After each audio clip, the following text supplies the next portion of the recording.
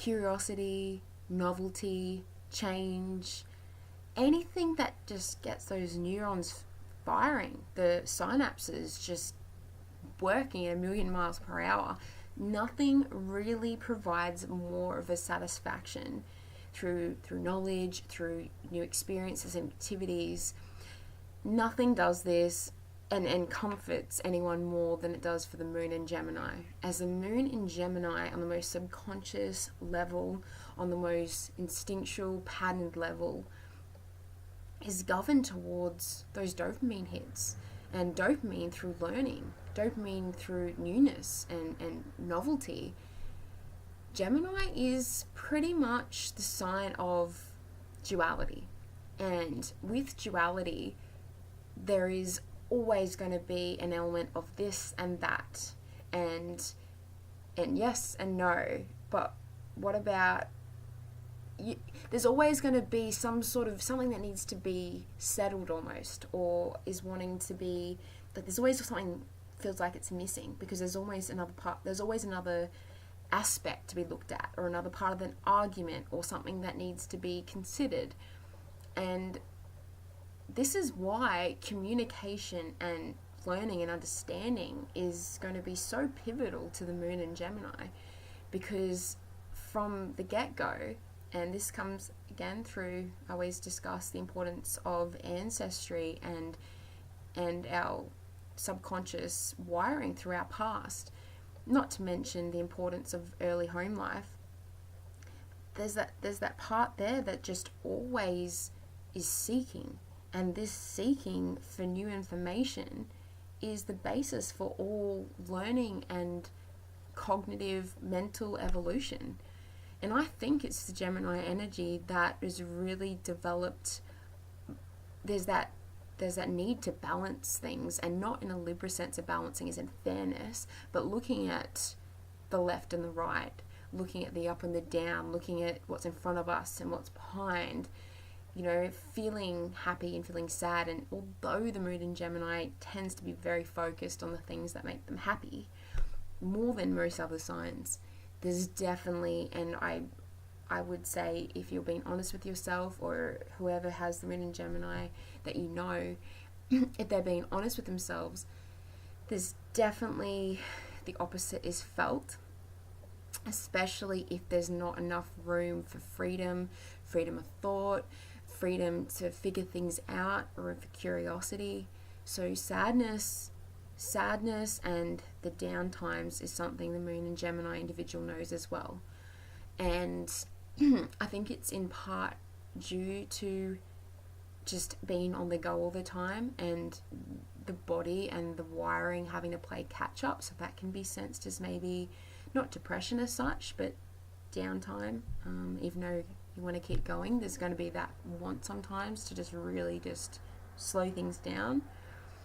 I think, excuse me, have a glass of water. I think as well, the need for variety and stimulation and change, although the brain loves that. The brain and a big part of the human spirit craves that. There's also a part of the human spirit which is receptive. And this part, we all have an inner feminine. Doesn't matter how masculine we are, how much we think rationally, we all have, surprise, surprise, an inner feminine. And this is the part of us that really needs time and needs experiences to feel. And I don't know about you personally, but from what I understand, the moon in Gemini individual doesn't necessarily like sitting with things for very long, or feeling things for too long, if at all. So hence why the need for change and excitement, that tends to fill the gap quite a lot, to the point where it doesn't seem like there's a gap. I think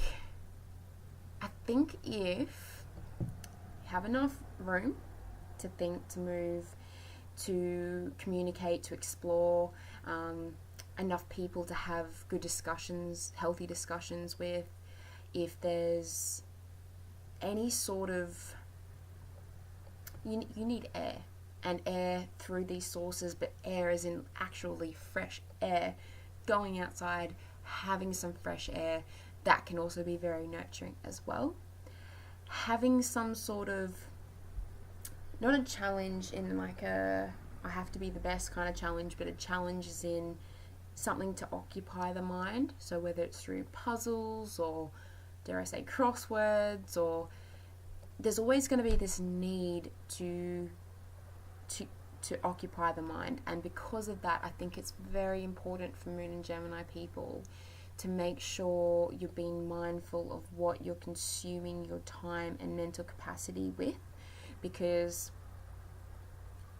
there's a natural intelligence operating here and a natural ability to think on your feet and to just be on. It's really important, I think, as to what you apply yourself, or who you know, which information is actually coming through, because it is with this that really impacts who you are, how you feel, where you're going in life. And because you can be somewhat impartial to things, maybe even figuring out through other chart elements what is important, it can be easier to maybe have some sort of discernment to what you expose yourself to. And I know it sounds kind of silly, and although we have conscious control over what we think, our subconscious mind says otherwise, and our subconscious selves, and again, this is the receptive part of us, doesn't know the difference between what's real, imagined, between what we've just seen versus what's actually happened.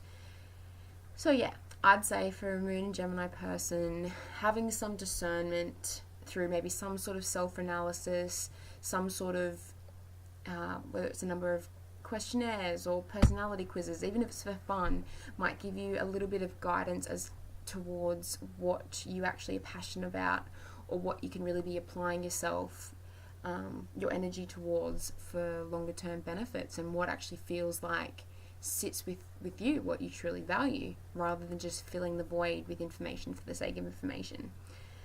So I don't know how you're going in this information age. I feel like it's been ultimately addicted, whether it's to your smartphone or university or whatever it is. I feel like there's that addiction, but maybe there's the potential for feeling a lack, and filling that supposed lack with some sort of, whether it is meditation or even an active meditation, or whether it is through learning things continually or in this arena of self-knowledge, and then giving yourself enough time every day, even if it's small amounts, to reflect. I think that's probably a good starting point, just to pause at you and take you away from a whole lot of the garbage and nonsense that you're exposed to and receptive to on a daily basis. What else about Moon and Gemini I like to say? I'd say the changeability in relationships is something that, if the person you're with knows from the get-go that that's a part of you, and that they can be not wary about, but be conscious of, and to know that's always going to be part of you. There's always going to be a dynamic part of you that craves mental stimulation, variety, and change. If you take into account and take responsibility for that, and there's that part of you that will never change, then from the get-go, if the other person's aware of this, you can maybe work together to make sure there's always going to be enough room for adventure and excitement, that there won't be the boredom that seeps through almost automatically in relationships when there's some sort of routine, when routine is not really something you thrive off, when that sets in. So yeah, I'd say doing that, having some sort of, I don't really think mantras and affirmations work for everyone, but I think with Moon and Gemini people, I think it's something that can be a benefit, because it's just the reciting of certain things that you want, or certain parts of you wish to you wish to cultivate, or certain things you wish to achieve by reciting certain things, or things that keep you in a sense of balance, that can also give you a sense of fulfillment and contentment. Making sure you have enough space to get enough sleep and rest is something I really, really wish I could, the importance of that I wish I could convey as importantly as I think, convey as much as I think it is a very important thing to take on board. Moon in Gemini doesn't always know when enough's enough, doesn't always know when making decisions purely to change things, which can be the destructive side here, is just creating some sort of change, going from one relationship to another, creating some sort of disharmony purely just for some excitement. I think that can be sort of a shadow side of the Moon and Gemini archetype. Keeping gossip to a minimal, keeping that kind of energy for yourself and for conscious conversation. When you're stressed, going in your car, going on a bike, just movement, definitely going for a walk.